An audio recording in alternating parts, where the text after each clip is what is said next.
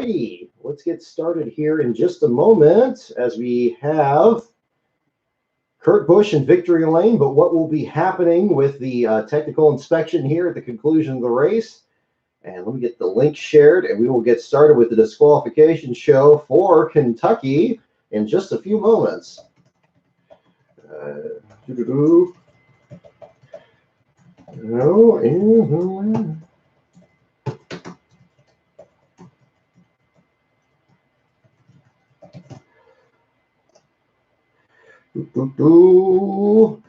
So you enjoyed it, Brook and Sandman? I got to say, there's definitely a lot to take in. So my goodness, let's get this link shared. We'll get this up on Twitter, see if we get a few more people in before we get rolling here.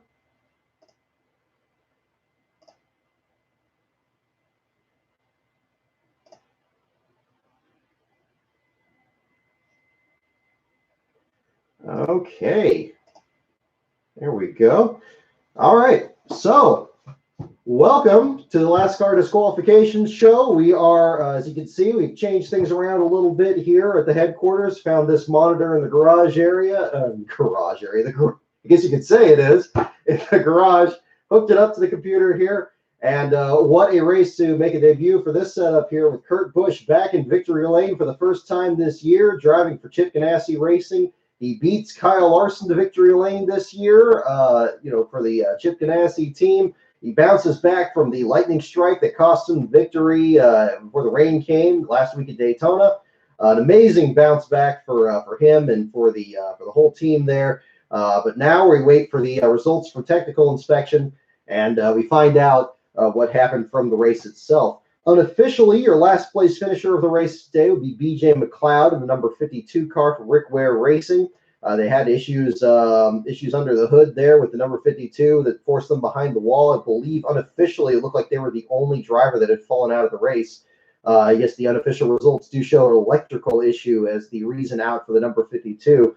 But of course, as we now have with technical inspection from the previous couple of races here, we're going to wait and see if we have any issues there and inspection there for the number one. Obviously, NASCAR making sure that they kept the crew off of the car as much as they could there to see if the car gets through the room of doom. But definitely an old school victory there for Kurt Busch and for the whole Chip Ganassi effort. And we'll talk about that and all the goings on from the race there. Let's see. And an interesting race. I mean, it really went by pretty quickly. I mean, you have to say, even in spite of the overtime finish, the race run relatively clean. We had some spins. We had some people bouncing it off the wall or anything, and a couple of incidents in the early parts of the race. But the first two stages run relatively clean, other than especially compared to both the Truck Series and the Xfinity races the previous 2 days there. But Kurt Busch, your winner there, unofficially. Kyle Busch, his brother, in second. Eric Jones. Jones has been very impressive in these late race restarts. You think back to Indianapolis last year when he and Denny Hamlin were going one-on-one there and at the end of the finish there and trying to compete for a victory there. Also very good at Watkins Glen last year. Jones appears to be getting his feet back under him at just the right time, just 1 year after his first career win at Daytona last year. Kyle Larson, we mentioned him. Gets to follow his teammate in the top five, finishing in the fourth spot. And Denny Hamlin rounding out the top five unofficially. 6th through 10th, Clint Boyer, Joey Logano, Daniel Suarez, your pole sitter, had a great run at the start. Ended up leading 19 laps, but 52 laps. Fantastic run for him. But ends up finishing 8th after some issues on pit road. Ryan Newman in the 9th spot. Gets to stay at least in touch with the top 16, although unofficially Eric Jones has bumped Newman out of the top 16 now. And Chris Buescher rounding out the top 10 in the number 37 car. So, I mean, it was an interesting way to play out. I mean, maybe not the strongest race early on, but definitely a good finish. And those are the things that make the highlight reel there for sure. All of that brought about with a late incident with Bubba Wallace that caused him to spin out. One of a number of tire issues that seemed to sprout up more at the beginning and leveled out later on in the event. Bubba Wallace spins out, brings out the caution. We get a green-white checkered finish there, and it ends up being settled between the Busch brothers and Eric Jones. And again, Jones very close to the leaders there, but that didn't work. Oh, says the stream's dead? Is it still not working? That's not good. Okay. Let me try it again here. Is everybody able to hear me okay? Say something in the chat there. Just make sure we haven't got disconnected. I see your comment there, Beast of Metal. I want to make sure it's not deactivated here. It's working for you? Okay, excellent. You want to make sure we got this, everybody here. You can hear me? Okay, good. Okay, yeah. Okay, I see your other comment there, Beast of Metal. Okay, I want to make sure that we're good on here. As you can see, we moved stuff around here, so I want to make sure everything's still functioning as it should. So the time, of course, the clock's already begun. We're going to wait and see what happens there in inspection. But again, unofficially, your last place finisher, B.J. McLeod, in what had begun at the back of the field. It looked like we were going to have a pretty close competition back there between both McLeod and Quinn Houff, or Houff. I swear I mispronounce his name every week. Quinn Houff, the number 77 car, driving for the Spire Motorsports team that won last week with Justin Haley. Houff and McLeod were basically nose to tail for most of the first stage and into the second. And both those cars running nose to tail, even when both of them were 2 laps down. It was very much shades of Michigan a couple of years ago, where you had a couple of back markers back there about to settle last place. Looked like it was going to be to the distance until Danica Patrick was involved in an accident that locked up that finish there towards the end. But in this situation here, McLeod ends up being the last car in the running results right now. Houff in 34th spot with Bailey Curry in 33rd. Curry got in an incident with Landon Castle early in the race. They finished 33rd and 34th. Austin Dillon had issues with the transmission, I believe they said in the broadcast, and that's the reason he ended up tumbling back to 35th. Again, in these races where you have such low attrition, you see a situation like this where big teams get sent back there. Jimmy Johnson, with the damage that he suffered on the back straightaway with that incident there late in the race, he ends up 30th at the finish, finishing, looks like about 3 laps down there, the number 48 car. Finishing behind Corey LaJoie, who spun earlier in the race. Daniel Hemrick further back. Bubba Wallace ends up 23rd at the finish after his spin. Kevin Harvick's struggles continue. Apparently made some contact there, as was shown during one of the pit stops. Ends up finishing at the 22nd spot. Brad Keselowski, there was rumors of a valve spring problem on the number 2. Apparently the car was just not quite up to speed in spite of leading 3 laps during the race. He's unofficially listed in the 20th spot. Unfortunate situation for a person who's usually quite good over at Kentucky, and a different situation there for the number 2 team. It did seem like we were almost going to get into a situation where Keselowski was going to be scoring his first last place finish again, like we saw back at Daytona when he was involved in that wreck of the tri-oval and came back out just to complete a couple of extra laps. Ended up turning actually several laps there. To make sure that they didn't get beat by Daniel Suarez there in the race, and Suarez ended up holding the bag there and getting the last place finish. But Keselowski now has continued to still not finish last in the Cup Series and is still the leader in that regard across the Cup Series division right now. So, kudos to him, but unfortunately not a great performance for him back in the 20th spot. William Byron, you got a feel for him there. He had a fantastic run out there, one of the best runs we've seen of him, even though he didn't actually lead any laps. Undone by a restart penalty there towards the end of the race in the number 24 car. Ends up dropping further back. The 18th spot unofficially, right behind his teammate Alex Bowman, your winner just a couple weeks back at Chicagoland. And then Matt DiBenedetto was up towards the top 5 late when some pit strategy was working out. He ends up back in the 16th spot. Still looking to get some good runs there in the number 95 car. It's now to the point where a run like that is almost a little disappointing for that team after the leaps and bounds they've been able to make with the technical alliance with Joe Gibbs Racing. But again, full attention to the battle between Kurt Busch and Kyle Busch. It's been one of those situations that we followed, certainly by following both those drivers up the ranks, and what it would be like if they actually ran into each other several times at the end of one of these races and who would prevail. You think back to 2007 in the All-Star race where they basically hooked fenders in turn 1 and took each other out. Looked like we were almost set up for a situation like that, but perhaps a combination of the extra experience they both have and the aero package being what it is, They were both able to keep their cars between lines and come across the finish line in the top 2 spots. So an interesting situation there. Also got to talk about the drivers between Joey Logano and Kyle Busch before that. Another great battle between the 22 and the 18. No love lost between those 2 drivers there. It seemed like Logano was getting some good runs on the inside in the tri-oval and pulled a little bit of a fake out there on the 18 that made him kind of jump.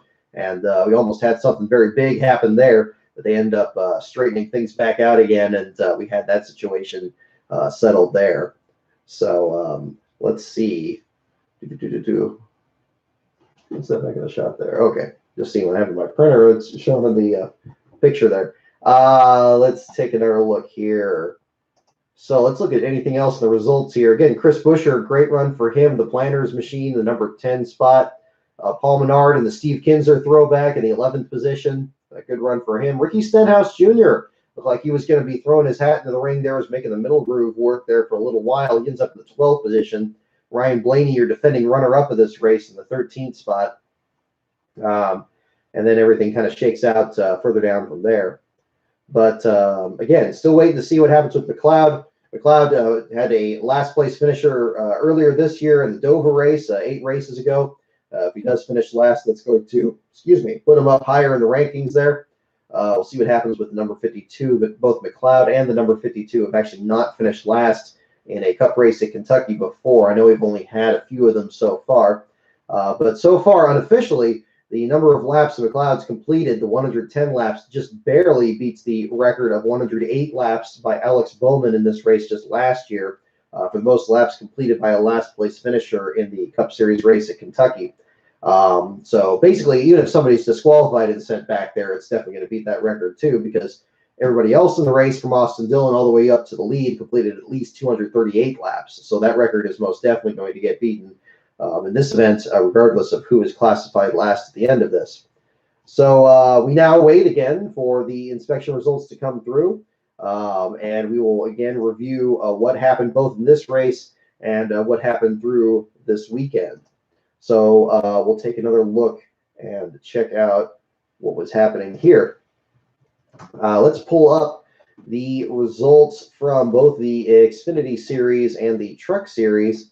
While I get those pulled up, you'll notice on the graphic that we put up here, just something simple this week. The reason we got the number 31 on there for the graphic, for those of you following the website, is that's the most recent last place finisher in the Cup Series by disqualification, which was Bobby Hillin at Charlotte in 1992.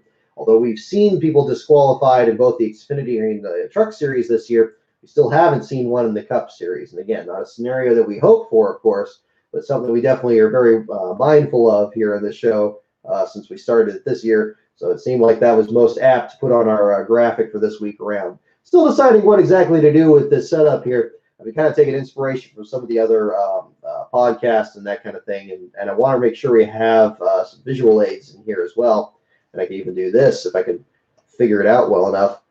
Can I zip this on the screen? There we go. So we can pull things like Racing Reference up on the screen, and hopefully they'll show up decent on the camera. We'll pull up some better stuff that will be a little bit easier to see. But now it's a matter of being left-handed and figuring out which way to swipe things on the screen. There we go. That worked. So let's get the Xfinity results pulled up here and look at everything that happened on this so far. So yeah, Chevrolet has swept all the NBC races this year. I hadn't thought of that. See, there you go. There's another interesting statistics. This seems to be an interesting evening of statistics, even with the track not traditionally known for having competitive races or historic moments in its young history in the Cup Series. But if you checked out NASCAR Man's Twitter feed earlier today, you'd see the tweet about the battle between, I believe it was Tom Bodine and Greg Biffle in the Xfinity Series race back in 2001, and them banging off each other, coming to the line, and in that case, Biffle actually spinning across the line and dealing the finish being as close as it was. This is about shades of that, about as close as we can get to it now since then. So that was definitely interesting to see. Looking back at the Xfinity race, we're getting the Xfinity article and the Truck Series article done. Before I go any further, also, I want to mention The articles for all three races, the Cup, Xfinity, and Truck, those are actually going to be posted tomorrow. The reason being is I got work actually after this tonight, so I'm going to be getting ready for that after we wrap this up tonight. And then tomorrow I got to get those articles finished, so they'll be up about mid-afternoon tomorrow Pacific time, if not a bit earlier. So stay tuned on that. I apologize for a bit of the delay there, but this is just one of those rare weekends where it gets a little tricky getting them done. But we'll get that all done between Joe Nemechek in the Truck Series, Jairo Avila Jr. in the Xfinity Series, his first last place finish, and then unofficially, of course, BJ McLeod in the Cup Series. Those are unofficially going to be your stories for this week. So let's look through here. So again, we mentioned Jairo Avila Jr. there, the last place finisher in the Xfinity Series race. A very hard accident that he had yesterday, just 3 laps into the event. Very good to see him actually able to drive the car back to pit road after that. It looked like it was quite the hit. During that broadcast, I was actually really listening to Jeff Green's radio during that one and trying to figure out what was going on, of course, because Green's race on Friday was his last Xfinity race of the season. And of course, we can extend our best wishes to him as he goes in for rotator cuff surgery going up here. He's going to be recovering from that the rest of this year. My understanding is he's still going to be working with the RSS racing team this year, but he will not be driving for them until at least the beginning of next season. So apparently there's still some deals in the works on that. When Green actually did pull the car into the garage area after 25 laps with ignition issues, he did actually say over the radio that the crew was actually saying over the radio, hey, we'll get it worked on again for you next year. So sounds like he will be coming back next season, although nothing fully confirmed yet. But again, that's the story with Green on that. Green did not get last in the race, which could have some serious consequences for what is going to happen in the Xfinity Series last place championship this year. Green is still the leader, but only on a bottom 5 tiebreaker. He has not been the dominant force in the circuit, at least on that end of the field this year. He's actually leading a bottom 5 tiebreaker with his teammate Josh Bilicki, who he and Green had swapped rides during the Kentucky weekend. Bilicki could be one of the favorites to actually take over the spot of the lead. The other one that you have to really look at is the number 13 car from Carl Long's team. They've constantly been a factor there at the bottom of the field, especially with John Jackson as their driver. Jackson returned to the circuit at Kentucky this past week, although he ended up finishing 31st at the end of the day, ahead of both Bilicki and Green. And that's going to be an interesting story that's going to be covered more in the article there. Those of you who followed on the Twitter feed, you've heard about this already. There was a bit of one-upmanship among the many small teams at the back of the field about who was running where. And let me pull up the record on this so I can actually give you a preview of that for the article tomorrow. Let's pull this up. So,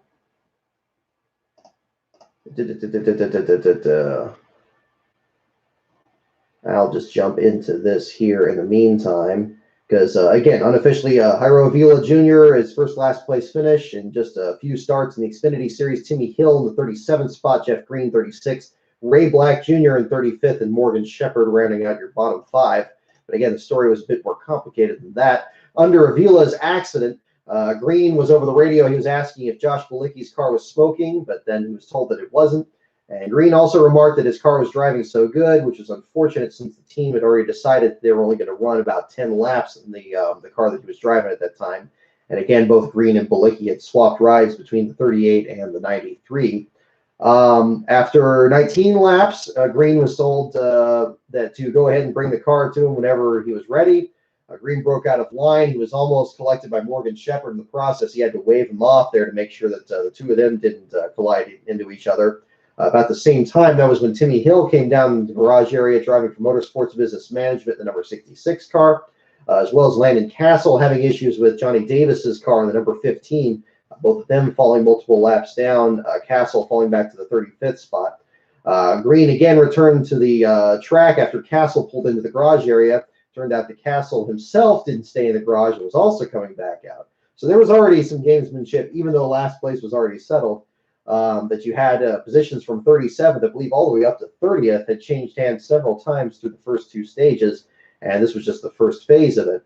Green actually pulled his car into the garage area after 29 laps. And the quote from Green was, I mean, I'm running 80 to 90%. We're running so fast. Wish I could race it. And then again, the crew said, we'll work on it for next year, said the crew, and Green said, thank you. And that was about the last transmission from Green for the night. Green again ending up in the 36th spot ahead of Hill, who was out of the race there with electrical issues. Ray Black Jr. had a burned clutch there, and then the group ahead of them between Shepard, Camden Murphy, Josh Bilicki, and John Jackson ended up engaging in a bit of a battle for the positions ahead of them on the other end of the bottom 10.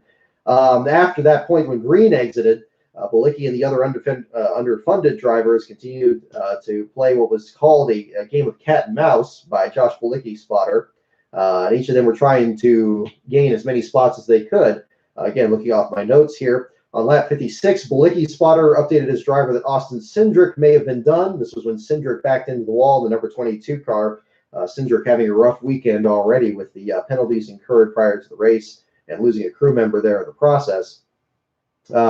This caused Bilicki to stay out there past their fuel window, which was an issue because Bilicki, since they, much like Green, were not planned to actually run several laps, they didn't have any fuel canisters set up for the car, so they couldn't refuel the car.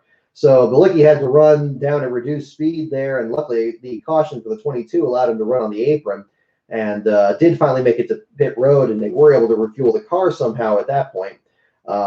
Whether they took the car to the fuel pumps or if they were able to get a can from one of the other teammates, I'm not clear on that. But Bilicki was on pit road. Morgan Shepard pulled into the garage area, and he gained a spot from him. He also gained a spot from Ray Black Jr. Then there was a bit of a battle between both Josh Bilicki and Johnny Jackson, the number 13 that we mentioned. That was where there was a quote from Bilicki's spotter that said that they were basically waiting for the 38 to come into the garage area. And this was whether an unofficial or an official battle between both the 13 and the 38. It ended up describing really much of what was happening in stage 2 as the two drivers were looking to complete as many laps as they could. Stuck in the middle of this was Camden Murphy, who was back in the Rick Ware Racing number 17, getting back onto the track as well. Murphy was back on the circuit there, and he was pitting with Jackson at one point. It looked like they were going to be both going behind the wall. Bilicki's crew was working over the 38. They were actually told to actually look over the cars if something was wrong with the 38, although something wasn't. Apparently the 13 and the 17 did not take the bait, as both of them went back out on the track. Bilicki had to do the same after the number 90 car with Ronnie Bassett Jr. had problems. So the effort was originally to be the number 90, and they thought that there was going to be a mechanical issue there on them. Bilicki did make a pass on the 90, although he did finally fall out of the race. It wasn't immediately, because it turned out to be a tire issue of the number 90 car. There was also an issue with Bilicki where NASCAR warned him to not return to the track through the same gate, make sure that he returned to the track with the same gate that he exited through. Apparently, he was swapping up the different entrances and exits on the garage area. And I wasn't really aware that that was a rule, but apparently NASCAR handed it down to him through the spotter, and that was something that was brought up there. Bilicki had to make up 4 laps on Camden Murphy when Murphy's 17 car finally went behind the wall. Bilicki managed to accomplish this before he too pulled behind the wall, and in that sense, Johnny Jackson got the last lap and was able to beat Bilicki for a position further up. So it ended up being Johnny Jackson in the 31st spot again, Bilicki 32nd, Camden Murphy 33rd with Shepard in 34th, and then Ronnie Bassett beat all of them by just a few laps with a vibration on the car after the issues with the tire. So this will be broken down a bit more in the article that we're going to post tomorrow there for the Xfinity Series 1. Even though it didn't have any bearing necessarily on last place, it definitely drew an interesting picture, absolutely, about the competition between these different drivers. I think it was a situation where at Kentucky, especially after the truck race and the chaos we saw, especially towards the front of the field, we had a situation where people were going to wait for different drivers to crash out of the race and then gain as many spots as they could. Although they don't have a charter system in the Xfinity Series, I imagine every position matters significantly as to what their piece of the purse is going to be.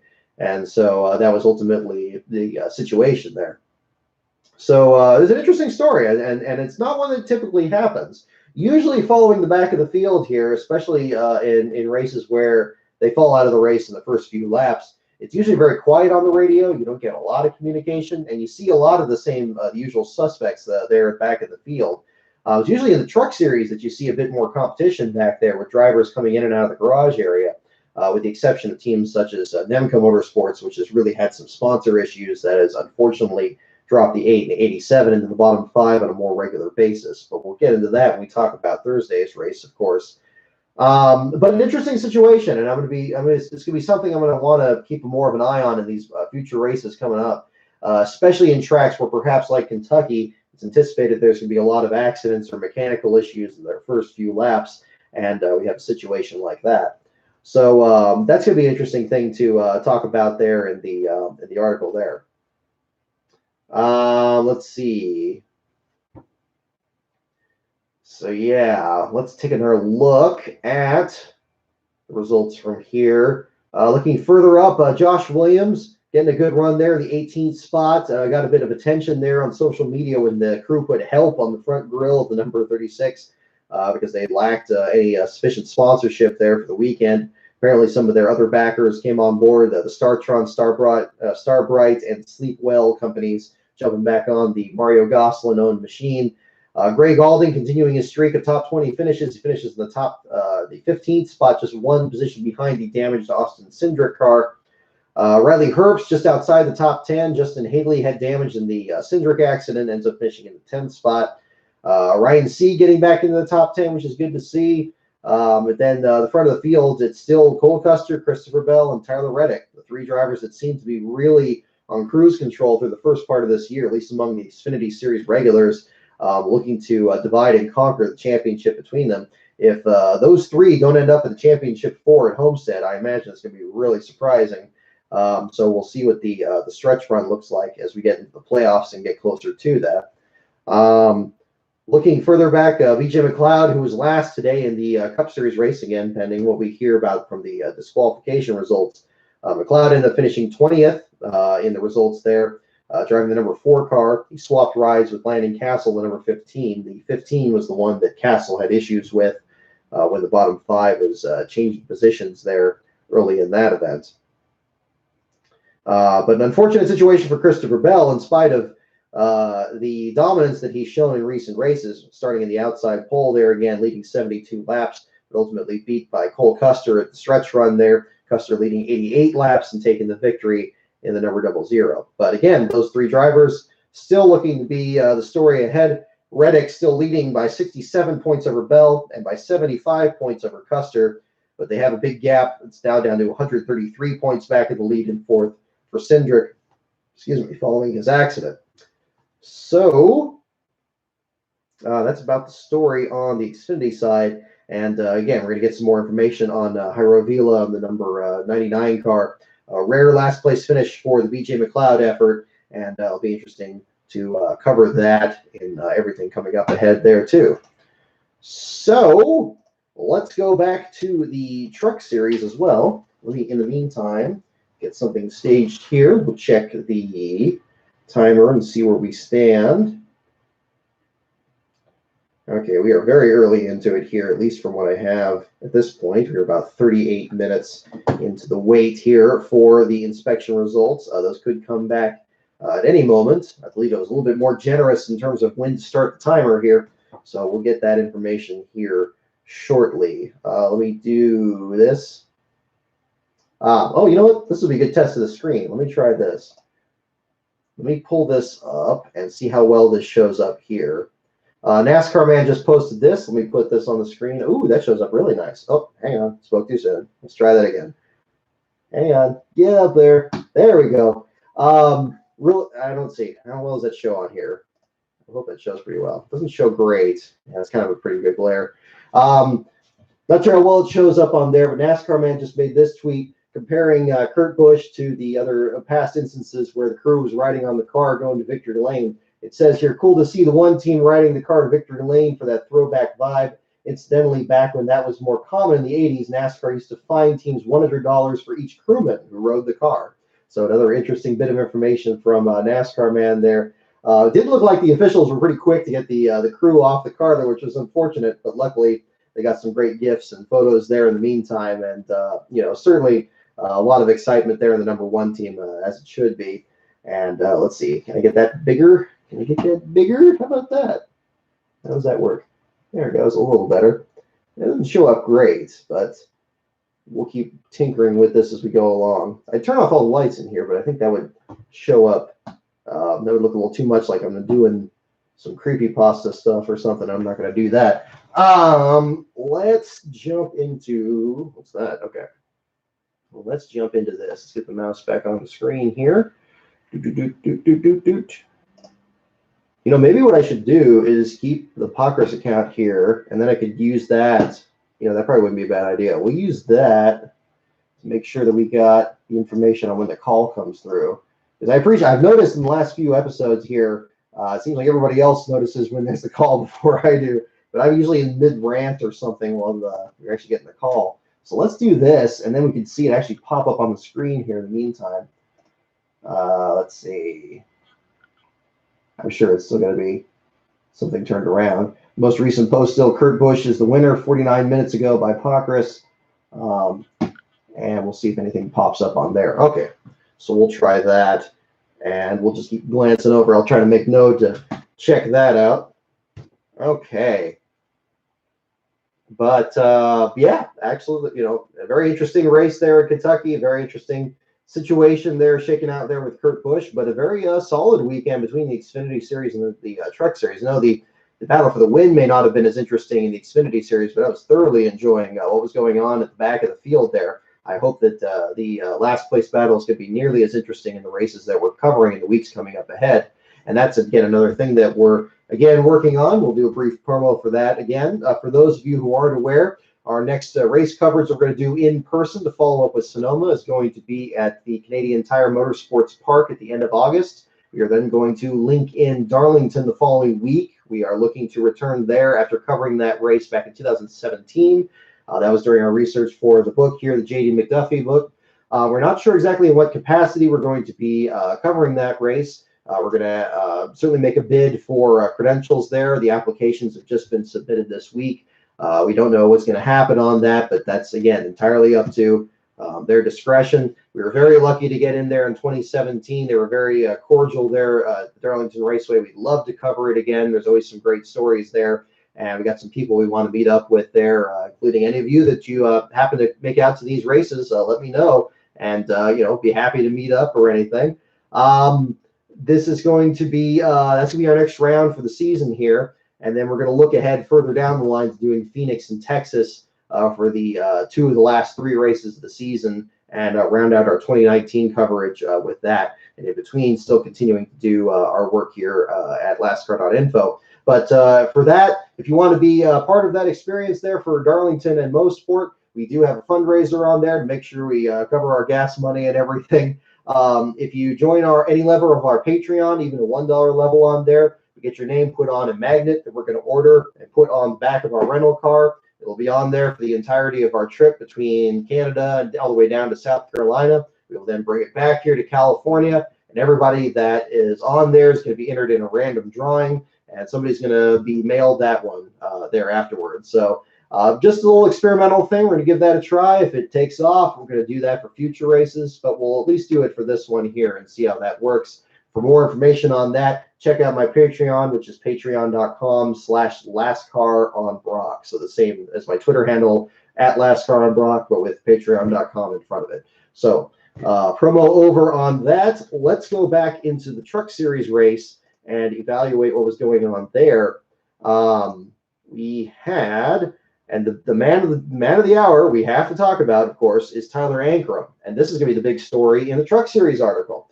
On that side here, Tyler Ankrum, as you remember, last month had a sponsorship issue with the DGR Crossley team. It looked like he was going to be back out of the circuit, although he continued that he said that he still had a continuing relationship with the DGR Crossley effort, driving the number 17.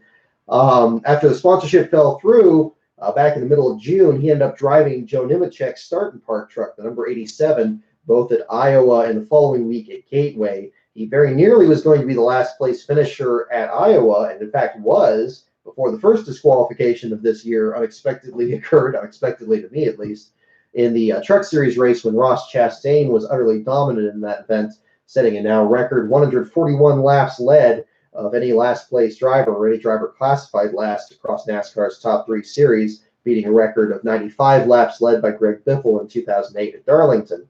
Antrim was back out of the truck for those 2 weeks. The number 17 and the 15 were driven by other drivers. Dylan Lupton entered the mix as well, had an outstanding debut in the top 10, number 5 truck last week at Chicagoland, or 2 weeks ago, rather, at Chicagoland. Last week was Daytona. Not for the truck series, but Chicagoland for the trucks. So Antrim gets back into the truck at Chicagoland. The number 17 has a decent run there. Gets in the truck again this time around. Looks like Brett Moffitt is going to be on his way to another victory there in the number 24, but Moffitt runs out of fuel. Antrim leads the last 2 laps, a total of 40 laps led, and takes his first career victory in very dramatic fashion very early in his career. An outstanding turnaround for him, and especially with Joe Nemechek still last in that race with vibration there.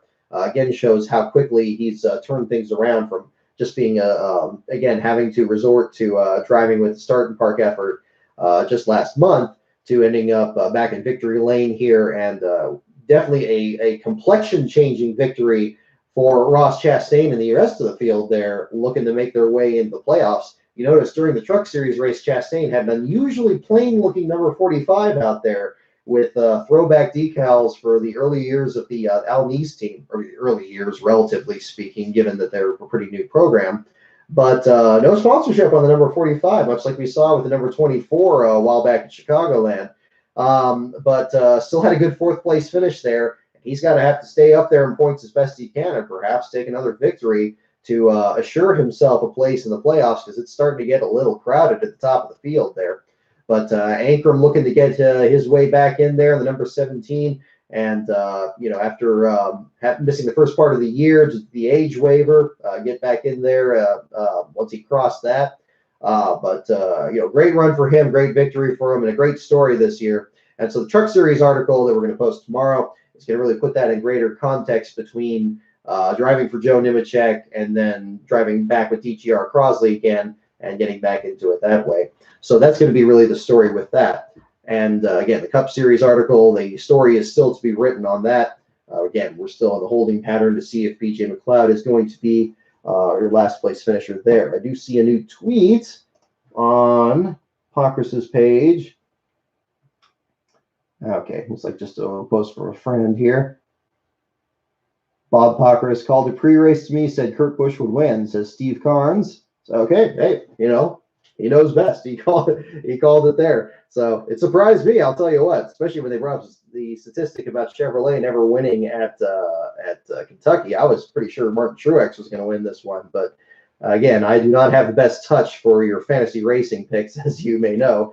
And of course, he had a miserable run out there, was running only about 8th place, and then had problems on pit road that ultimately sacked him there at the finish.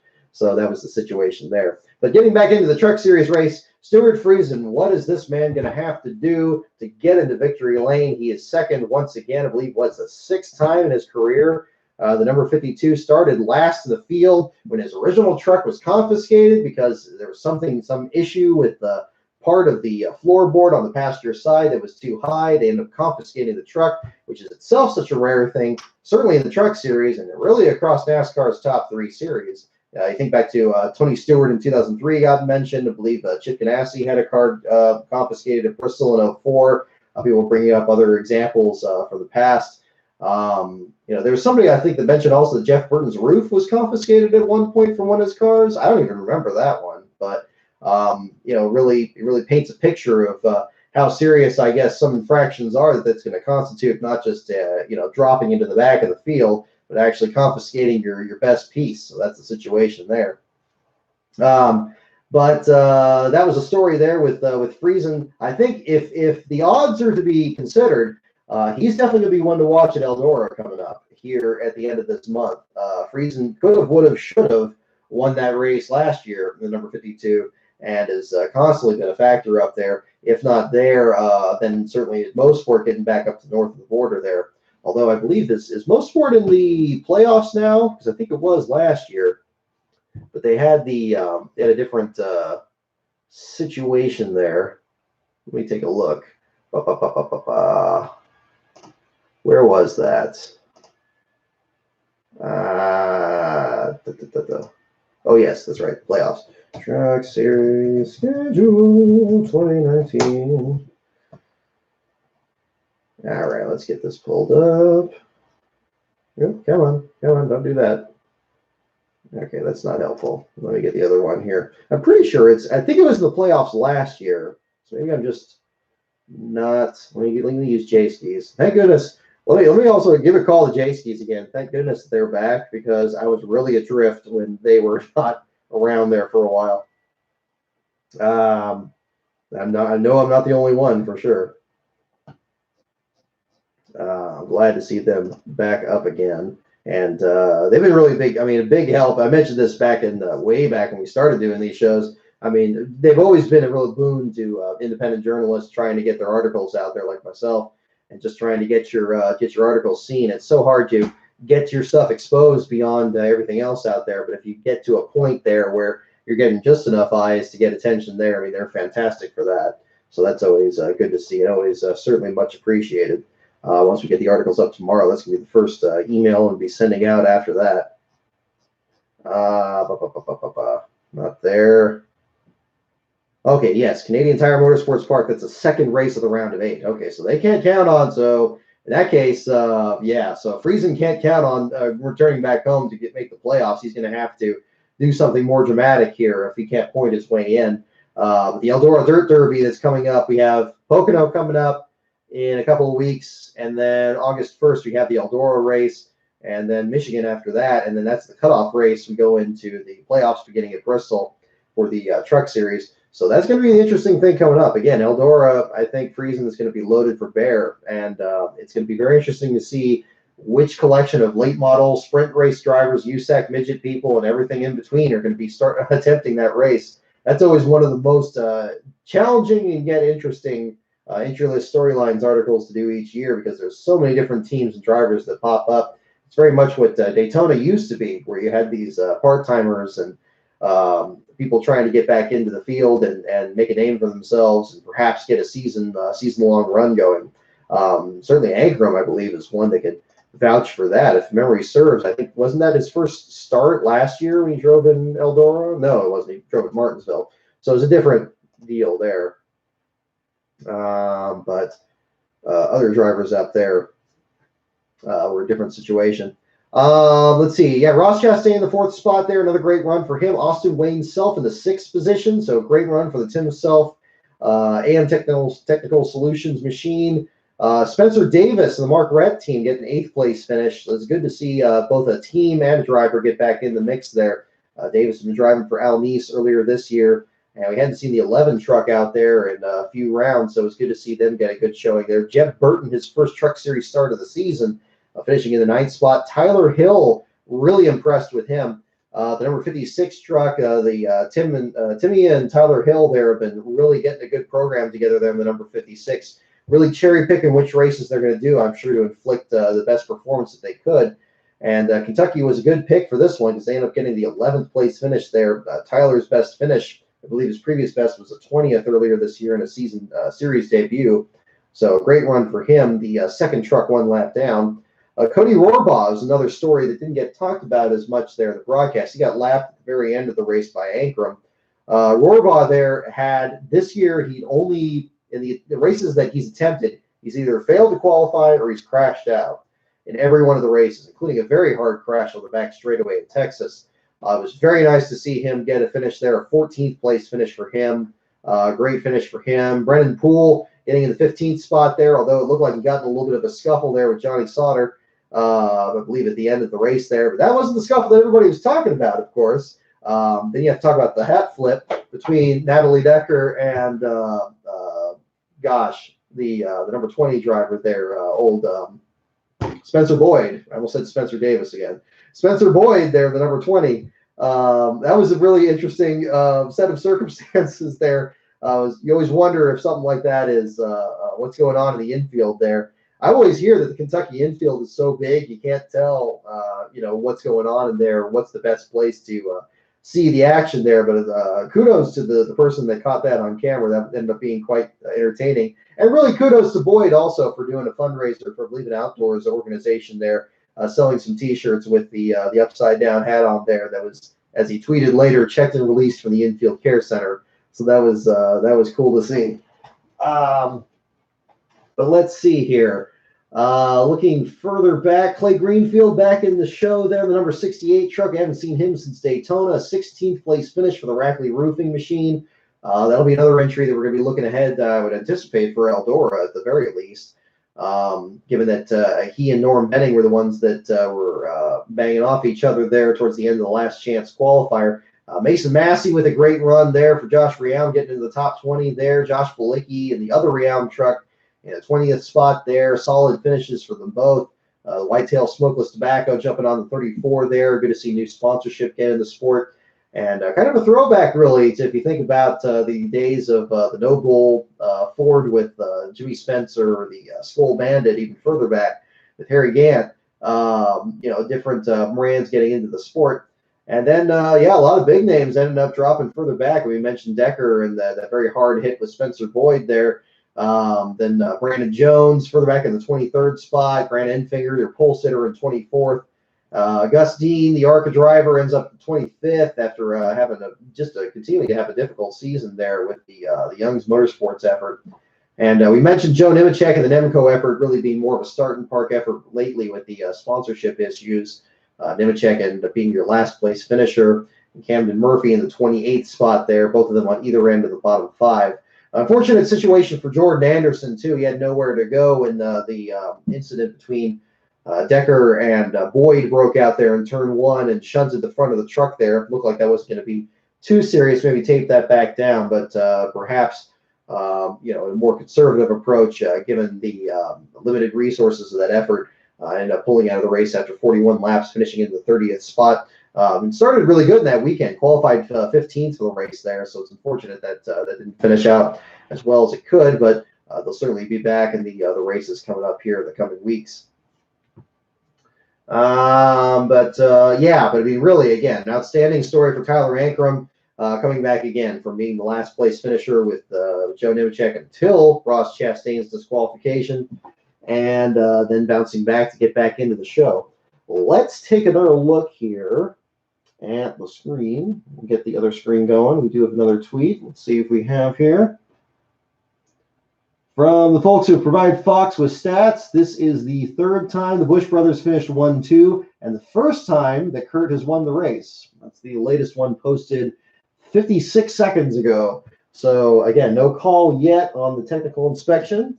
Where are we now in the timer? We are now just coming up on the 1 hour mark, so we should be coming up pretty soon on hearing inspection results. But, yeah. Well, the situation with Spencer Boyd, you bring up an interesting question there with the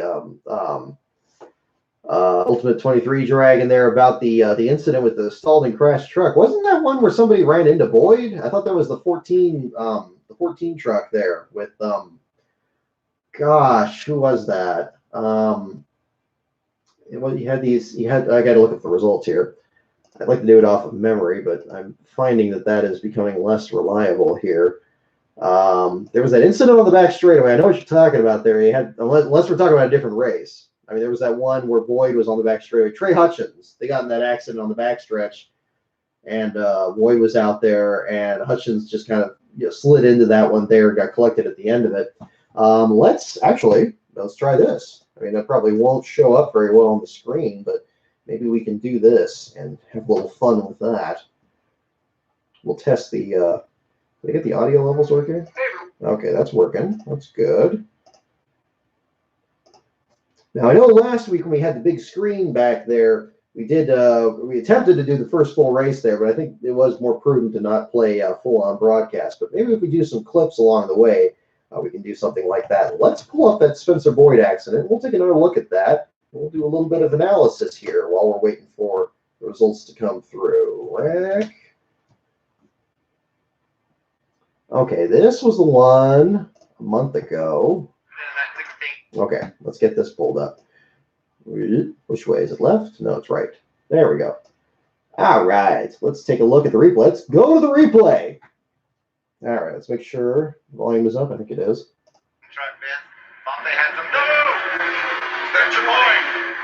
Okay, Boyd's on the back stretch. Oh, it's Decker there. Okay. Oh! Well, see, there's the unfortunate thing. Okay, that's what I thought it was, where Hutchins actually ran into the 20 afterwards.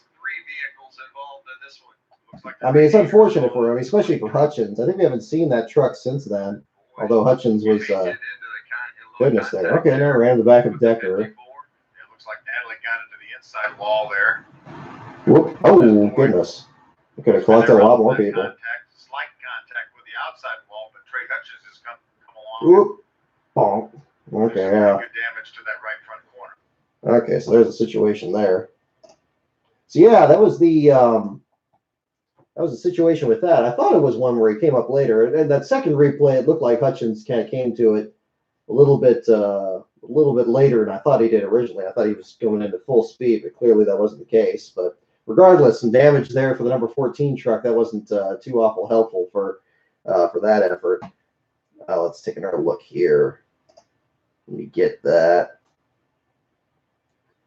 I think Kurt Busch will race next year. Heard anything of note about his deal? No, I haven't heard anything special about the number one there, but I imagine winning is always the best solution to anything. So if there's not a sponsorship deal or any kind of deal in place, this is definitely something you can bring to the bargaining table.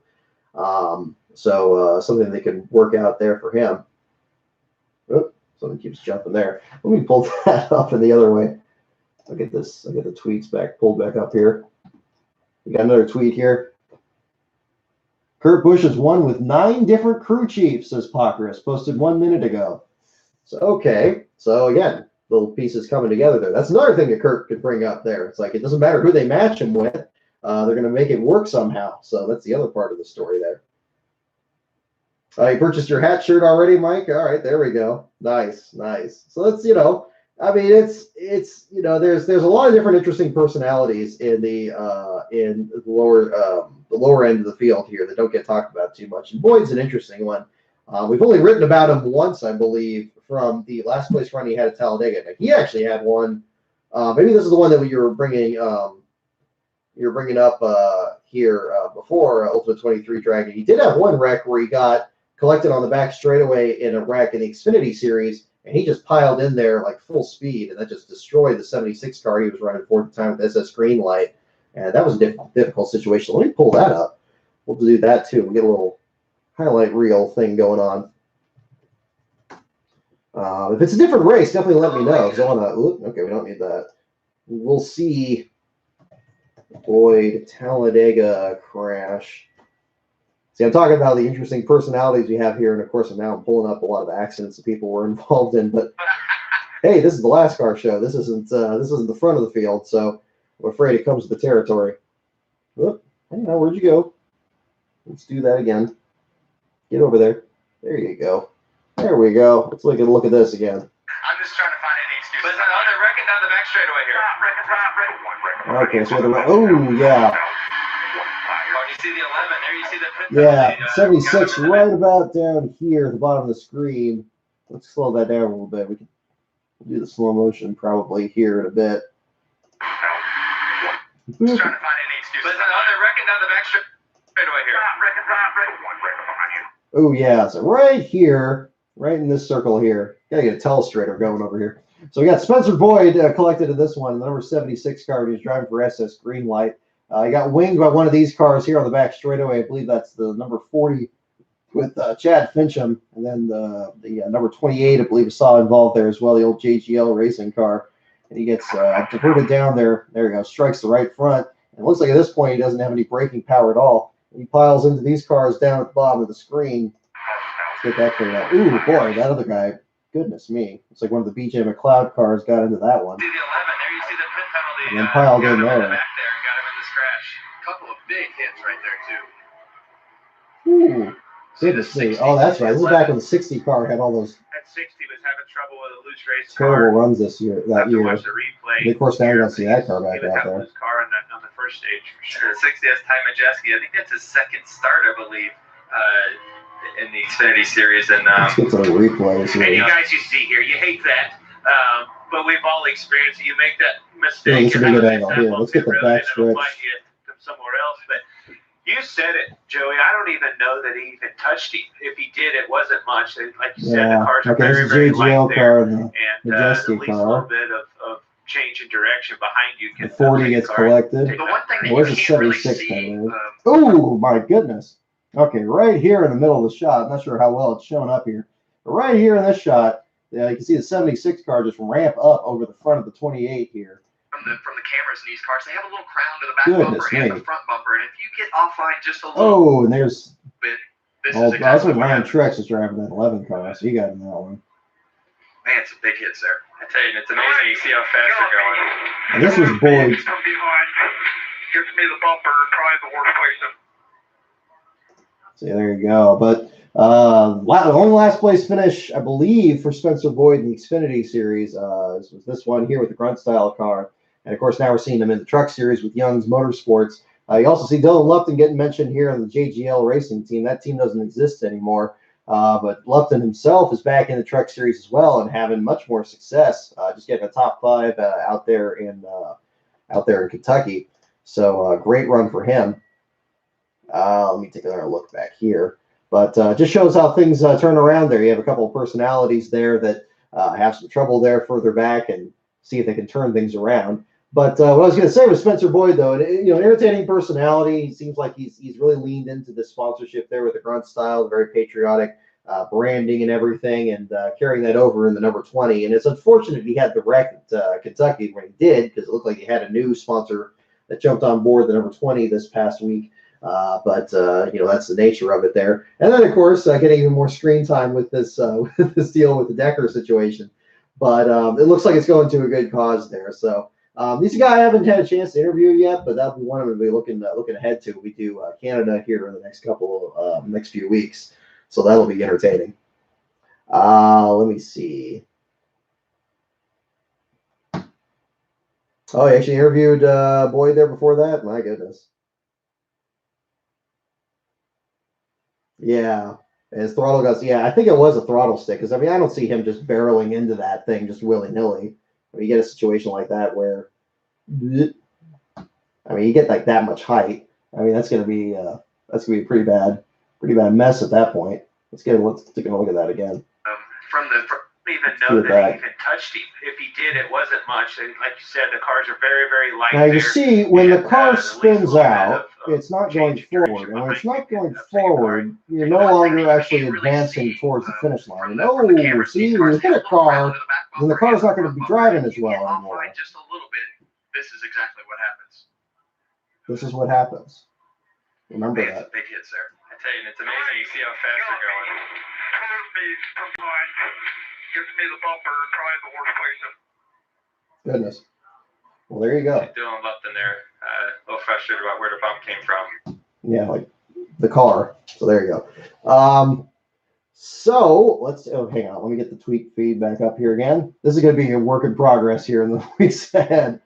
Let's see. I need to get a similar situation here. Okay, we got 2 more tweets at Pockrace's page. Let's check again here. All right.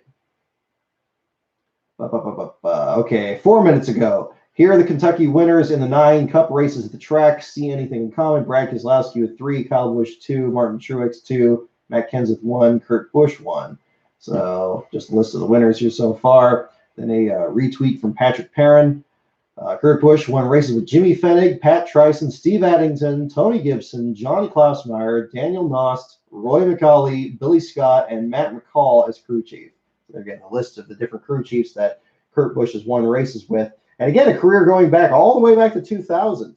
It got mentioned, I think Alan Cabana did a segment on this a while back, where he actually finished right ahead of Dale Earnhardt in his first race at the September Dover race when he was taking over for Chad Little in the number 97 car. Still one of the best paint schemes, really, especially from the 90s there. I know Stenhouse ran the throwback at Darlington not long ago, so that thing looked gorgeous back on the track again. Definitely anxious to see what throwback Stenhouse will run this year, because it seems like he has some of the best ones there. I know the number 11 with Hamlin's going to do the Darrell Waltrip scheme that we saw Stenhouse run at Sears Point. So unless memory fails, if you guys remember, if it's already been announced, make sure you let me know in the comments. Because I don't recall offhand if they've announced Stenhouse's throwback for Darlington yet. But either way, we're going to definitely look into that further ahead. We got our tweet. Let's get that pulled up. Where are we now? Kurt Busch said he was supposed to fly home with Kyle Busch tonight, so now he will have to find another way home. Okay, well, there you go. So it begins already. Who's going to be receiving a Christmas card and who's going to be sitting next to who at Thanksgiving dinner? I guess that's going to be the story. Let's see. No, they haven't announced 10 ounces throwback yet. Okay, so we're not there yet. Dude, I don't like how dark the lighting is here. I got to lean back like this and get the weird Ultimate Warrior shading here down on my cheeks there with the glasses. I experimented with this during this past week. I had actually about a live stream for about an hour, but I just put on a private feed and was just messing with these. I have some overhead lights in here, and I'm trying to set it up almost like a stage with this here, but we'll figure that out as we go along here. I notice when I turn that on back there, that doesn't help either, but we'll get that figured out. So I got this, and then get the glint off the top of my head here in the meantime. I'll just wait for Natalie to flip this hat off my head, and that'll be deal there. Okay. Let's see. Anything else we missed here from the other races here? I think we're still covered a lot of the high points here. Definitely any questions you have on the action from this weekend or anything else we'll be talking about with the article. Oh, let's talk about this. I got a lot of comments about this in the feed there earlier, about the music that was used during the segment. I believe it was about a third of the way through the race. They did use the music from the 2001 Daytona 500 starting grid that Fox Sports used, which is interesting. And it's not the first time that they've used it. I don't remember when the last time it was. Sometime last season, I'm sure. But they did use it during the segment when they were talking about the Toyota experience at Kentucky there. And there were a lot of comments on there. I was like, man, I missed it. Let me see if I can pull up the thing on Hulu here and play that segment again. We can get that found. That'll give me something to dig for here while we're waiting for the results. We'll get that figured out. Did I get that one the correct way? Okay, yeah, we don't need that. We don't need that. Let's try this again, and then we'll figure this out. My stuff. However, Bill, how would I sub? Nope. Okay, we're not going to do that. Let's do. Where did it go? Camping World 400. No, we're not doing that. Did they miscategorize this? Air date June 30th. No, that's not it. Oh, here we go. Here we go. Let's see if we can find this. Okay. Now I'm trying to remember about when that was. There was one of those. Okay, well I can find the commercial breaks, so I can narrow it down that way. Let's do this. I'll try to find that beat, and then we can all hear that. Maybe it was when they came back. I think it was when they went out to commercial. If anybody remembers what lap it was on or about thereabouts, definitely let me know, and I'll try to find it here, so we can all hear that and that wonderful, wonderful music.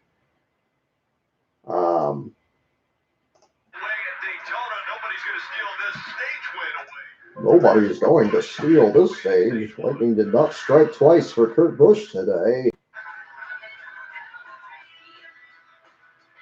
Is anybody tired of that song yet? Anybody tired of that cover of Running Down a Dream? Have we run down the dream yet? Or is it still not coming to us? I don't know. It was this race last year that it seemed like we had friends over that don't really watch racing that much, and there wasn't a whole lot happening. I mean, this race was a lot better than last year's. But in last year's when it happened, it felt like every time that we go to commercial, you hear the same part of the song over and over again. And I know ESPN had their own music that they played over and over, but I guess the rights to this cover cost that much. So, they're going to get the very most out of it that they possibly can. And that's just the situation. Where is it? Where is it? I know it's in here somewhere. I know I didn't just hear that. Gosh. I don't think it was that late into it.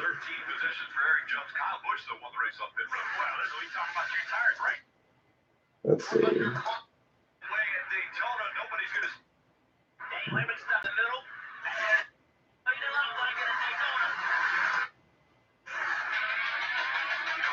No, not quite.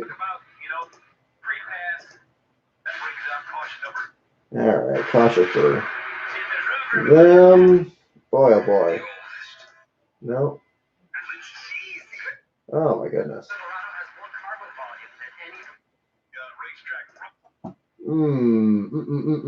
I think it was like, oh my gosh, it was during pit stops or something. We had that.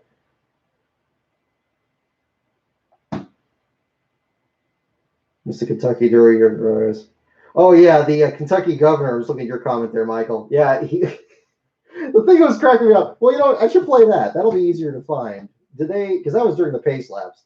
Let me just play the clip, and then you can see what I'm talking about with the Diamond Joe Quimby kind of feel to it. He's probably a really great guy. I don't want to speak out of turn or anything like that, but it just struck me as funny because I don't know. It was like he was campaigning from the car, which I guess you got to do. I mean, it's easy for me to say, but I guess when you're running for office, you're running for office like full time. Where was it? Okay, here we go. I don't have the Toyota music, but I got this here. Let's cue this back a little bit further. Here we go. Let's pull this up. And you can hear it here. Look, come on. Get over there. It's okay. Boom. All right, let's get the music back turned up here. All right, let's get this played. So this is from the pre-race here. And Jeff Burton had apparently what was the governor of Kentucky in the car. And let's listen to this.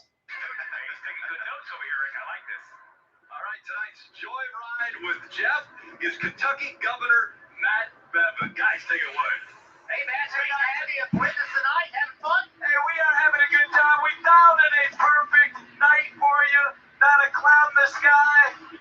I'm here with the man, the myth, the legend, Jeff Burton. Hey, Governor, tell me what the state, what kind of a reason that Toyota have meant to the state of Kentucky? I tell you what, Toyota is a rock star. And to be in a Toyota Camry made right here in Kentucky, not all of them with 900 horses, but I'll tell you what, it is an honor to have this world-class company right here in the Commonwealth.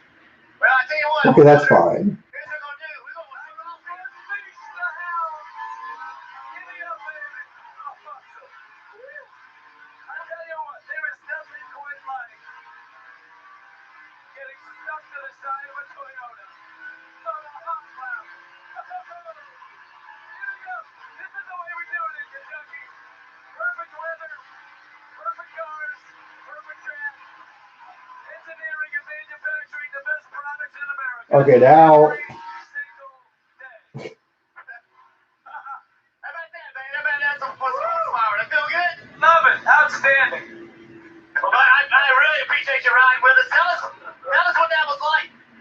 Outstanding. I saw you last year, or a couple years ago, you were rappelled out of a helicopter to here. How did that compare to this? You know, I tell you what, it is both are fun. I've never ridden with Jeff before. Rappelling out of a helicopter is its own unique experience. We've done that. We've driven the pace car, but this thing is right up there with every one of them. Okay, maybe I'm being too critical here. It seemed like the first time he was just kind of going on and on about like, oh, you know. It almost seemed like he was controlling the segment. And that one, it seemed more pared down. It almost feels like I'm watching a different version of it here. But it seemed like at the time he was just kind of going on like, oh, amazing equipment, amazing technology. It's like he's leading the segment or something. I don't know. I've chased the wrong tails on things like that before, but that seemed fine the second time through. I take it back. But the first time through, it seemed like he was just kind of going on and on about like all this other stuff. It's like, well, wait a minute, like this is Jeff's segment here. Don't you want, you know, Wally Dallenbach is not going to get himself big-footed there in the booth. But maybe I'm being too harsh there. But I remember before, it seemed like he was, release the hounds. Exactly. Oh, he's not a popular guy in Kentucky. Okay, well, all right. Maybe it's fair game. I don't know. It's just like, I don't know. It's just like I thought for a while when he was just when like Jeff Burton gives him an open-ended question, he starts going on like longer. It's like, oh God, just I'm so used to like somebody in the car when they do one of these segments they're in the car and it's either their guts are in their throat so they can barely talk. And so they get this guy here and he's doing this whole Vote Quimby thing here along the way. It's like, oh, we're so happy to have Toyota in the Commonwealth and we're making Toyota cars and Toyotas are incredible and I'm getting thrown against the side of this Toyota and I don't know. But I don't know. It's I don't know the guy, but I mean, here in California we have our own governor problems, but there's all that. But No, I don't know. It seemed the first time through he was talking a lot more than the other time there. I was just tuning him out at that point. And I was like, wondering what is he on about? But yeah, that last time through it didn't seem as bad. But again, I don't know the guy, so I don't know. I'm still trying to find that song. Where the heck did that song go? It was like they had that, and they have all the commercial breaks marked on here, of course. So I'm trying to find the right break when that came up. Where was it?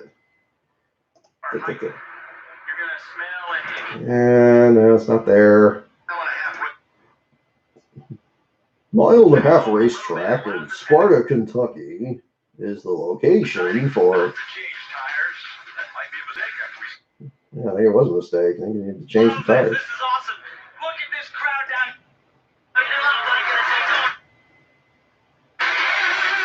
Their Bernaise sauce here. He gets the free pass. Gosh, I just don't remember what it was. I should have written down what it was.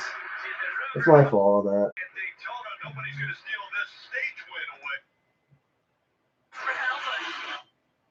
If you only need two, and you only need left.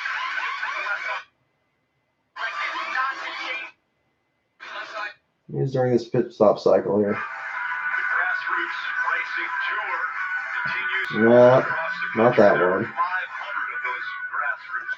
Gosh.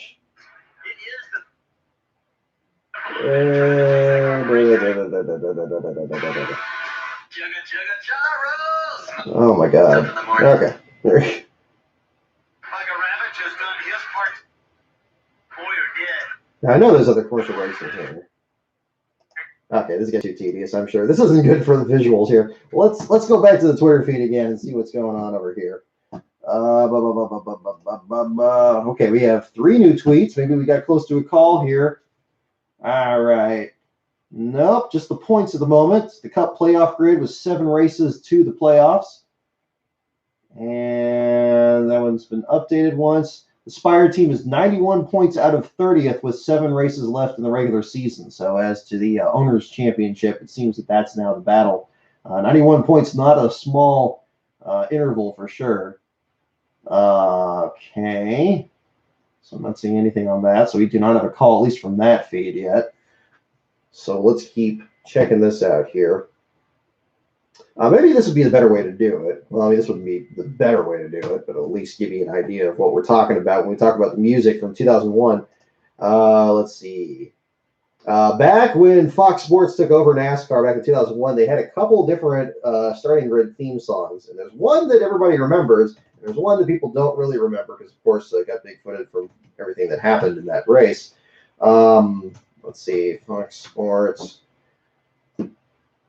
Let's get the proper one. Nope, not this one. Nope, not this one. Nope, not this one. Oop. Did I do this? No, I did this for the grid. I think I did this for the grid this year for Daytona. This one.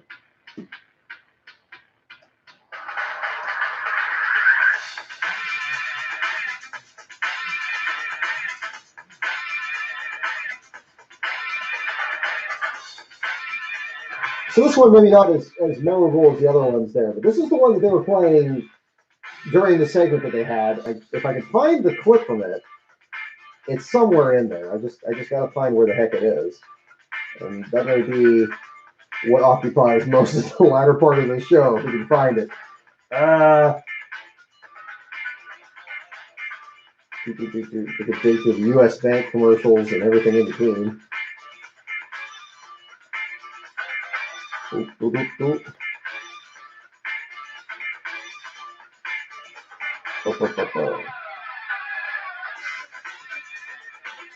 Oh, it's a great track. I don't know which one I like better. I mean, the other one is pretty good, but that one stands out pretty well. It's got a nice. I like the beat to it a little bit better.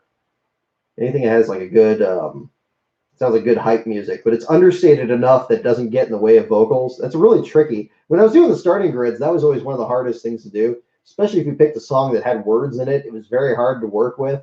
I got a lot of, when I was taking requests to do a lot of those videos, a lot of people would request songs with words in them, and it was hard to find instrumental tracks. And then there'd be other ones where the dynamic range was too much, where sometimes it'd be like way too quiet, you had to crank it up, and then suddenly it was way too loud, you had to turn it back down again. You know, this one here, I mean, it's a trick to it. I'm not sure what the term is, but you have it has to be it has to be exciting, it has to be engaging, it has to tell you that something is happening, but it can't get in the way of it either. You know, almost, I guess, like news reporting music or whatever the equivalent of that would be. Let's see. Where is it? Oh, this might be it. Thursday night, they visited what is No, this is the peanut thing. That's not it. Nope, not that one. Yeah, I might just give up on this a little bit here. I don't want this to occupy too much time here.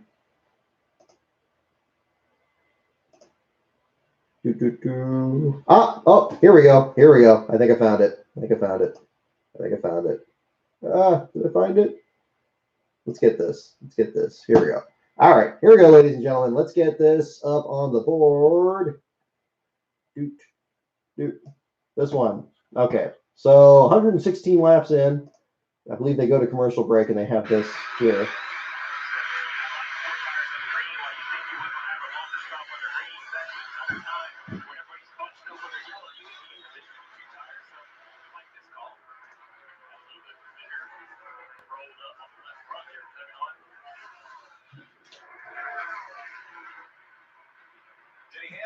up to fifth this week at the Speedway. Toyota displayed the first ever Camry TRD and Avalon TRD. There it is. Aero enhanced styling by Calty, Toyota's U.S. design studio with chassis performance fortified by Toyota Racing Development. Toyota driver Denny Hamlin actually stopped by to see the show and tell for the fans as well.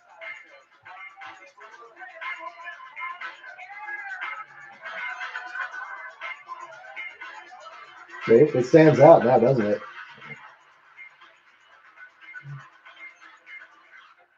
And then just right into the throw break.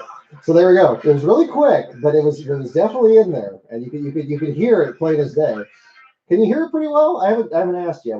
The speakers on this computer are underneath, so I'm hoping that, unlike a lot of computers where they have the speakers towards me, hopefully this isn't providing too much of a barrier. But yeah, that was. I see you reacted to their mic, so apparently it sounded like just well enough, so that's good.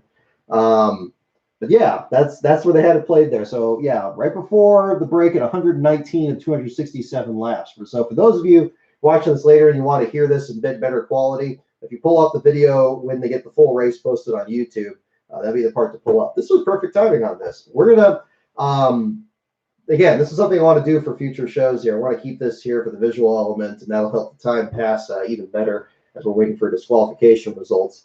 Still going to work for a similar setup at the other location, the location we had for Daytona and a few other races this year. I need to figure out something with the big screen, but I think we can do that. We have a computer hooked up to that, so I'll give that a try and see if I can figure that out. Maybe I'll have to bring the adapter with me. And well, no, actually, I probably wouldn't need this adapter because this is just okay. Technical issues. That's not as interesting. Let's go and look here again at the Twitter feed. Let's see. Oh, I got to say, that was a really interesting statistic that was brought up here earlier. This is what kind of occupied me more during the second stage, especially once McLeod fell out of the race, was looking at the other statistics about drivers that had won a race and then finished last or finished multiple laps down without any mechanical issues. We had to do a little bit of hocus pocus through Microsoft Excel to figure that out. I had a couple of different statistics here. Let me read the quote. Nick Bromberg posted this during the late stages of the race there. Say this with genuine intrigue because I'm not sure how you'll be able to look this up. The number 77 car could be setting a modern NASCAR record of sorts for finishing so far off the lead lap without a mechanical issue or accident, simply on speed the week after winning a race. Now, unfortunately, this is a tricky statistic to nail down because, of course, statistics that I have at least are just about last place finishers. It could very well be that a driver that finished maybe 5th from last or 10th from last, finished multiple laps down, didn't have any mechanical issues and was just off the pace, and also happened to be a race winner the week before. I would think that it would be a different situation there, but it's also unusual to see part-time teams up there, so I guess it would be easier to cross-reference that instead. But what I was doing the last place statistics. Originally, I overlooked the second half of this, and I was just looking for drivers that finished the most laps down and was still under power, which was in 2007 by Bobby Labonte. That is correct. But it wasn't correct under these terms here, where it was without a mechanical issue or accident. I haven't seen anything, at least where a driver finished last in a race. The closest thing to that would be Denny Hamlin winning at New Hampshire in 2007, and which was back when it was at the end of June. And then the beginning of July was the July Daytona race where Jamie McMurray won. That was the last race with, I believe it was the Gen 5 car on the super speedways. And Jamie McMurray edged Kyle Busch there at the finish. That was the one where Hamlin got collected in an accident by Tony Stewart and finished, I believe, 61 laps down at the finish. But that wasn't because the car was just slow, of course. It was because it got in an accident, so it doesn't quite fit the parameters of it. That was about the closest I could find, at least for my statistics. So hopefully that gets closer to nailing down what would be a similar situation. And okay, we have the timer going off now, so we should be at any moment now getting an update on inspection results. Let me check the Twitter feed again. Okay, I don't see anything new here yet. So any moment now, we are in a holding pattern. At any moment, we should be getting a call as to the situation for the number 52 versus the race winner, Kurt Busch. I'm not hearing anything one way or the other. We use Pockers as kind of the control group. Seems like he's since he's always like the first guy there and the last guy to leave. I think that's more than enough for me to go off of. And we'll see if we get some more information on that. Where was it? Oh, yes. That's one thing I want to look at. Let me look. The one that comes to mind, obviously, after Justin Haley's win last week is Greg Sachs in 1985, when he was driving a research and development car for Dygaard Racing. And they were finishing in first with the number 10 car. You think about the 10 car at Daytona, you think about Derek Cope in 1990, you think of Johnny Benson nearly winning the Daytona 500 in 2000. But this, of course, in the July race, on July 4th of 85, Sachs taking the victory in the Gardner R&D car, leading 33 laps, beating a dominant Bill Elliott, who led 103 laps. Let me see, where did he finish in the next race that he ran after that? That might be the closest thing to this. Ooh, it was very close. It was very close. So, okay, so we had him won, Greg Sachs won Daytona. The very next race, he drove a regular Dygaard car, and he finished 34th of 40 cars at Pocono with engine failure after completing 95 laps. So he didn't get a last place finish, but he was very close to being in a situation where there was a significant drop-off after a victory. That's going to be the closest thing that you're going to see to I think that's where you're going to see something very close to this, where it's an unusual victory and it's something that kind of comes out of nowhere. That would be another one there. Last place finisher of that race, actually, J.D. McDuffie. That was the race where he was driving the Lockhart Ford entry there when he was helped by another team owner to run at Pocono. So Sachs finishing 34th out of 40 cars in that one. One of the other cars that he beat was Dale Earnhardt. Earnhardt blew an engine the lap after J.D. McDuffie fell out with an engine failure, and Earnhardt finishing 39th, narrowly averting a last place finish with just one lap. So an interesting bit of last place trivia for you as well. In the July race at Pocono, and of course we come up to very soon the final standalone weekend for the foreseeable future for Pocono coming up later on. So an anniversary of that. The race winner in that one, Bill Elliott, edging Neil Bonnet by, well, not edging, by 5 seconds. 5 seconds is a little bit more than edging, so you had that. So, yeah, how many teams have finished last? One, and then finished last the race after the one? Well, see, that would be even harder. Yeah, how many? See, that's the thing. Do we really have this, though, since Quinn Huff was driver, not Justin Haley? I mean, that would be an issue. Although in the Greg Sachs situation, it apparently wasn't the research and development car that they ran at Pocono. They ran the number 77 car, although it was still a Dygaard entry, but different circumstance. Does my face look that dark on there? I guess I have to just lean back like this, and there we go. Make that a little bit better. It's always a night race here. Look, I'm on the World Series of Poker or something. Chandler Smith got another ARCA win. Okay, so there we go.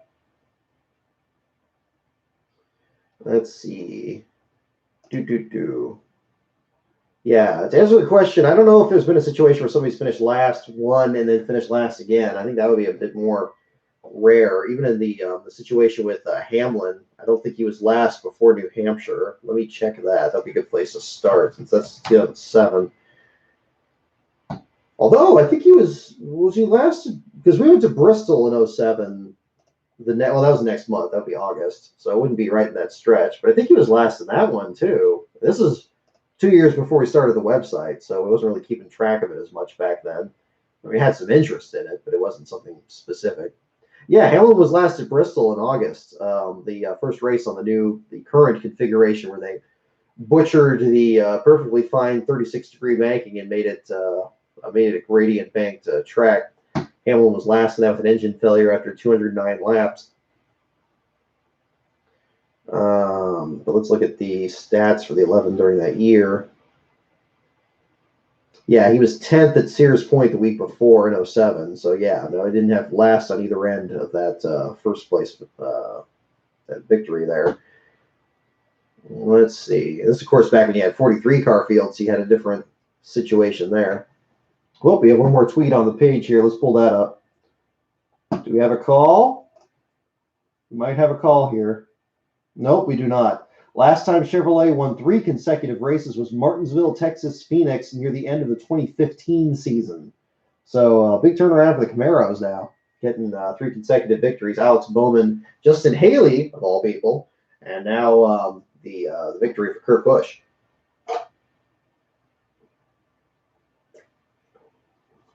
Yeah. What's it, 9:30? Okay, good. I don't have to go to work quite yet, but we're getting this going to be close. I'm glad there wasn't rain in the area, because that would be an issue, certainly. You want to at least get the call here and get where that needs to be. Okay.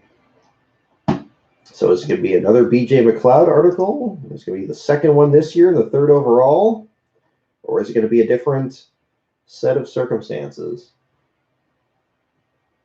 Let's see. What's else on the old YouTube list?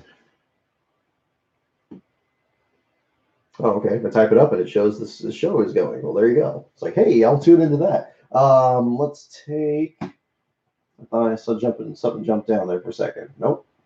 Nope, not that time. Okay, we'll keep looking back. So everybody seen the trailer for Blink of an Eye with Michael Waltrip? I was interested that they're making a documentary out of that. So that'll be interesting. It almost seemed like there would be a 30 for 30 or something like that, but certainly should be interesting to see. I'm not familiar with the group of people that work on the documentary, but the documentaries are such a wide open market these days. It seems like a lot of people jumping on board with that. I actually had a friend from college that did a documentary called The Recess Ends, I believe it was. It was on kind of the economy and things of that nature back in about 2008. It was actually pretty prescient for the time with the situation that happened with the housing bubble back then. But yeah, it was. It should be interesting to see. It should be interesting to see. I'd love it if I'm still waiting to do something here with the JD book. I mean, that's something I've kind of looked into further down the line and talked over with other people involved with the book and everything. Don't have anything in the process yet or anything, but we'll see what happens on that end. Because I think there's a lot of material in there. There's even more people that I haven't even talked to for the book that I'd love to get their thoughts on it. So maybe with Blink of an Eye, I can increase the interest in such topics.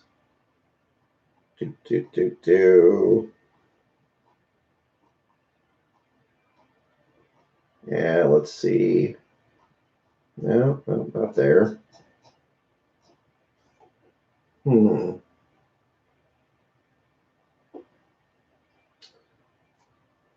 do you get a call from here? Kurt Busch got a call from Chip Ganassi in Victory Lane there after the wins. That's cool. So you got that too.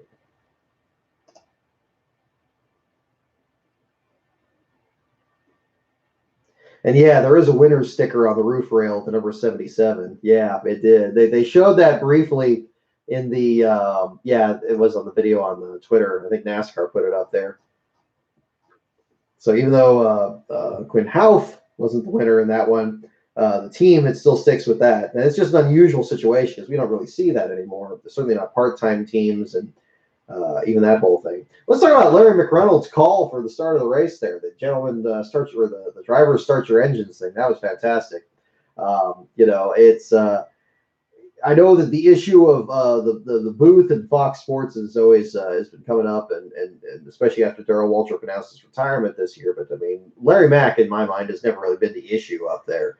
I go back to the 2005 call for the Daytona 500 finish, and that's always one thing. It's always really exciting to me, and he was very much a big part of that.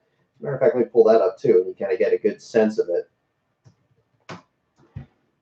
It's just how they play off of each other. That's not a great quality video clip, but then again, it's probably not going to show up too well anyway. Here we go. Let's get, it's video time. Let's get videos up. Okay, this one posted, I should also be crediting the posters here because I'm not sure if it's showing up very well. This posted by user Asthmatic on December 25th, 2006. This is about the time that I started posting videos on my channel.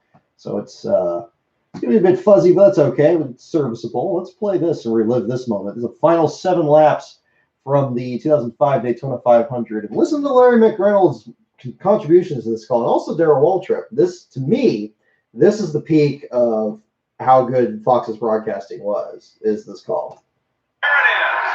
To the best for the biggest single-leg drive in stock car racing. Green flag. 6 to go. 6 laps. Oh, you better be careful jumping out to that little lead like this. Gives you a little chance to get a run on him. Elliott Sadler inside with a run on Blaney and plenty of help. Single file to the front. We have a call? Hang on. We have a call. Let's get that in right quick.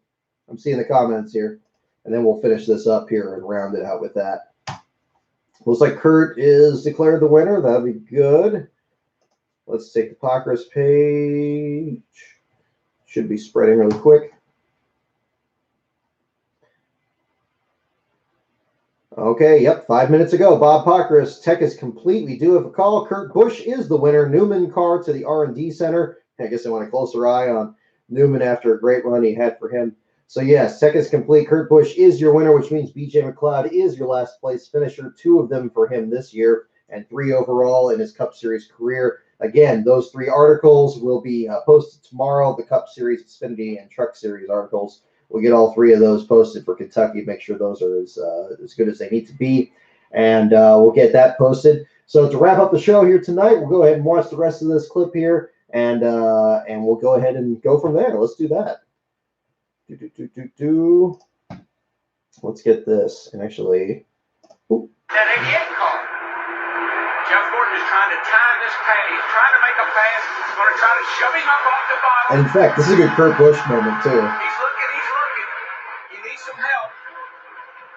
5 cars at the front. Here he goes. Here goes Gordon to the outside. Is Junior going to go with it in the 8 car? Trying to make his mind up. He's going to stay with Tony Stewart. He's going to stay on the rear bumper of that 20 car. Kurt Busch stays to the bottom. Will Jimmy Johnson help his teammate or try to get to the front on the inside? I believe for this race, if I were Jimmy Johnson, I'd go to the outside. Look at Junior. He stopped up to the outside. He's going to take the lead with 5 laps to go. Unbelievable for the first time today.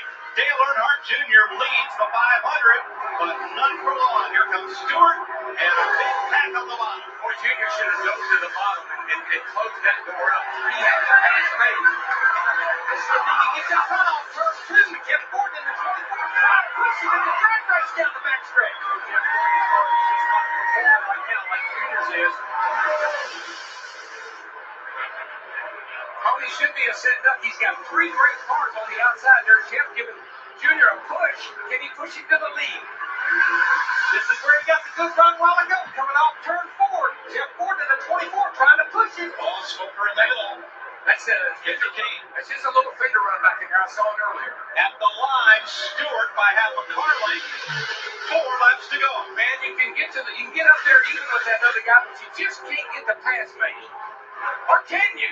Yes, He made it. Go to the bottom now. He'll slam the door. he made it. And this crowd is on their feet going wild. The pass. Way to go, Junebug. 3 wide from 11th on back. Now what are you going to do, Tony? Gotta hook the bottom. Gotta go with Dale, don't you? That's what, I mean, he's stuck to the bottom. His car's been there all day long. There's no time to move around now. Dale Earnhardt Jr. did not lead a lap until lap 195. Look at this move here. But he's going to be out front with 3 to go. I guarantee he traveled out that back window as much as he is in that windshield. He slammed the door on corner 24. 3 to go. That's what you do when you're in the lead. You just move around, move around. Kurt Busch in the 97, 3 wide. He's going to make the pass. He gets by Stewart. And here comes Burton. Mark Martin back at 7. Still part of the chase here. Burton still thinks he can make that outside car to wall. I think it's the 9 car. He keeps going. 3 all over the place. Yep. Casey Kane bounced off the wall, turn 2. And Jeff Gordon has made a pass. Caution is out. The field freezes. Yeah, I know it's not the best video quality, but what's great is the call. You can just hear the call by itself is fantastic. It's like a radio call. You can picture who's up there. But yeah. Remember Talladega? He's on the gas, green flag, 2 laps to settlement. They got that fast restart. There you see Dale Earnhardt Jr. goes to the bottom, slams the door. Jimmy Johnson in the 48. Looks like Johnson's going to get kicked to the high side, though. Kurt Busch in the 97.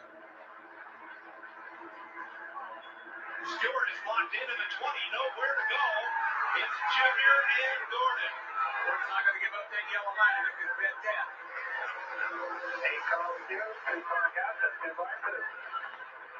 Now, Junior's got to help Kurt Busch. No, Busch slices to the outside. He wants to win the 500. You hear Jeff Gordon Busch going off into turn 3. Kurt Busch, the next L Cup champion, fights his way to second. Good thing he can't get any closer than that, because I believe he would have probably given Gordon a big shot up the hill. Here they come, boys. White flag. 1 to go. Scott Riggs to 4th. Stewart looks to go 3 wide. Thinks better of it. He is trapped behind Jimmy Johnson. Boy, that 97 car, Kurt Busch, is a fast piece of equipment right there. He's got to look. He's the only Ford in the front 5. What can he do? Look at Scott Riggs in that 10 car. He's trying to get him a top 5 finish in this Daytona 500. There's Jimmy Johnson on the 48 on the outside, Darrell. Somebody needs to get up there and go with him, and I don't know what he's on the outside or not. He hadn't all day. Busch to the outside. Gordon slams the door into the turn through. 6 cars have a chance to win it. Jeff Gordon's going to lead him into turn 4. They're 1 mile from home. Tony Stewart just slid up the racetrack. He and Jimmy Johnson are going to make contact. 3 wide. They're bouncing off each other. Jeff Gordon's going to win his 3rd Daytona 500. Kurt Busch, Dale Jr., and Scott Riggs completes a green week with a 4th place finish. Okay. Well, that's a good way to wrap it up here. So, again, you figure that finish there, that was 14 years ago. And that's, gosh, has it been that long? Yeah, 2005, 2015, 14 years ago. And that's Kurt Busch in there going for the lead at the finish there against Jeff Gordon, Tony Stewart, Jimmy Johnson, and a lot of these other drivers at the height of their powers, including people like Dale Jarrett and other veterans and stuff that are in the mix. And almost very nearly took that victory well before he ever won for Stewart-Haas. So the victory that you see tonight there with him going against Kyle Busch, for those of you newer to the sport, he's been at that for a long time, always been very aggressive and just looking for the best opportunity. And you can see why he was so frustrated, of course, to lose the July race there this last week here to Justin Haley there with that pit stop. He's seen a few Daytona races not go his way there before finally breaking through. But, a fantastic call by the Fox crew there. Fantastic run by Kurt Busch there towards the finish. But that was back when Jeff Gordon won his 3rd Daytona 500 in dramatic fashion there. So we're going to use that to go ahead and wrap up for this week. Again, thank you again for tuning in for the disqualification show. Congratulations again to Kurt Busch on breaking back into victory lane this evening in Kentucky. Stay tuned next week for New Hampshire. We'll do another show for that one. That's going to be back at the big screen again. We're going to try some different stuff there as well.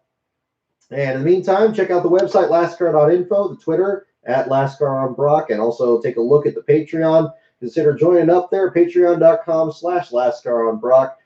We have reward tiers for everything from as little as $1 up to $35 on there. And we got some bonus content that's going to be coming up there very soon. And in the meantime, thank you for tuning in, and we will see you next week.